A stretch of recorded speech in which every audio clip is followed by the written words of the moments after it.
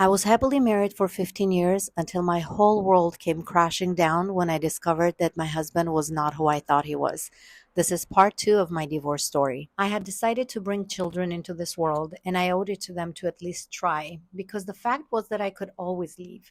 I wanted to live without regrets. We tried everything for the next 2 years. Well, I did. I tried to forgive, we tried counseling, we even moved to another country to start from scratch. None of it seemed to help. I knew it was over the day that ended up being our last therapy session. He kept telling the therapist that he would do anything for me to forgive him and move on. I said, anything? When he nodded, I said, okay, I don't want you to do anything but this one thing. Can you do that? He said yes. When we got back from our therapy session that same day, he broke his promise, and he also told me that therapy was costing too much and that we shouldn't go back. I told him that this wouldn't work and I wanted a divorce. Every time I mentioned the word divorce, he would become enraged and say hurtful things like, you're never leaving me. I will make sure you become a bomb and never see our children again. There are very few things that scare me in life. I'm usually fearless. But at that time, I was not as strong as I am today. I hated conflicts more than anything.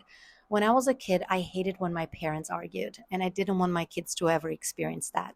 So that day, even though I stopped loving him and I gave up on us, I decided to stay, hoping that he would come to realize that there was no hope and would eventually let me go. The next 2 years, my primary goal became to find happiness and to live for myself and the kids and not for him anymore. This made him start using substances to numb his pain. While I was becoming healthier, he was choosing to do the opposite. It was during this time that I started praying that he would meet someone and fall in love and let me go peacefully.